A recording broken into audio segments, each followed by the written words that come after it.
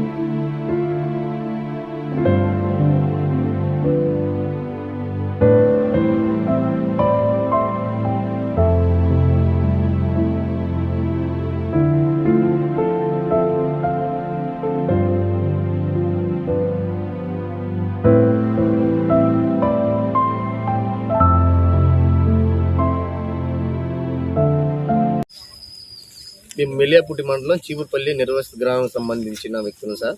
ఈయన నందిగం తాతారావు అని మా చిన్నాన్న గారండి. మేము గత 2018 సంవత్సరంలో చెన్నబడం గ్రామంలో ఒక 33 మూరల స్థలాన్ని మేము కొన్నాం సార్. నిర్వాసితులకు వచ్చే అమౌంట్తో మేము ఇల్లు కట్టుకోకుండా ఆ అమౌంట్తో మేము అక్కడ ప్లేస్ కొనుక్కోవాల్సి వచ్చింది.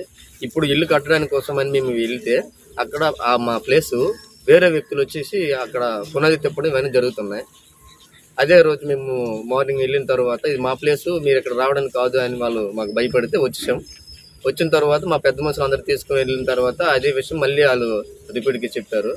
మా పెద్ద మనుషులు అందరం కూడా మరి ఈ దిక్కు స్థితిలో మరి ఎందుకు వాళ్ళకి రిక్వెస్ట్ చేసుకోవాల్సిన పని ఉంది అనుకున్న తర్వాత మేము సిఐ గారికి కంప్లైంట్ చేసాము. సార్, మా పరిస్థితి ఇది ఇలా ఉంది, మా స్థలాన్ని వేరే వ్యక్తులు ఇలా ఆక్యుపై చేస్తున్నారు, దయచేసి మీరు మాకు న్యాయం చేయాలి సార్ అనుకుని వారిని మొరపెట్టుకున్నాం.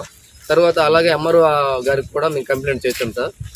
చేసిన తర్వాత మళ్ళీ ఈరోజు ఆర్డీఓ గారికి కంప్లైంట్ చేయడానికి వచ్చాం. మేమైతే సర్వం కోల్పోయాం సార్. నిర్వచితులు అంటే అందరికి చిన్న చూపు అయిపోయింది.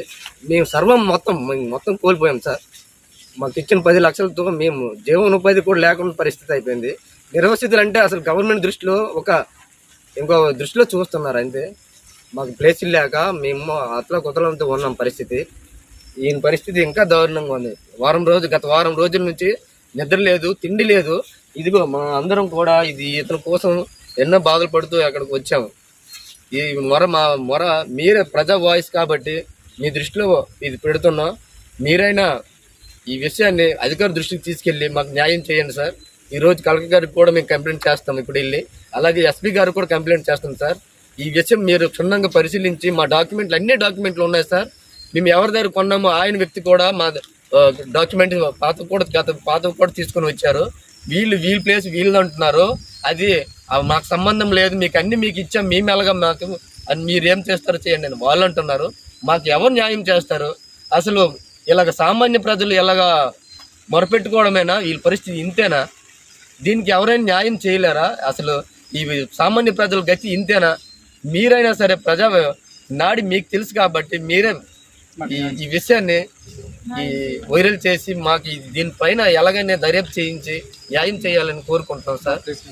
మా ప్లేస్ మీరు ఎలాగైనా మా ప్లేస్ని మాకు దక్కించండి సార్. మేము వేడుకుంటున్నాం సార్. ఈ రోజు ఎంతో కొంత ప్లేస్ కొనుక్కుంటే ఆ ప్లేస్ ఏమో ఆక్రమించాను రండి, మాకు న్యాయం చేయండి. అందరూ ఏడుకుంటుంది, మాకు న్యాయం చేయండి. మా చిన్నారం కోల మా పిండి మా చిన్నారం అందరూ మేము వచ్చేసి కడుపు మంటలతో తిరుగుతున్నాం, కుటుంబాలతోనండి. మాకు న్యాయం చేయమని కోరుకుంటున్నాం. ఇదే మా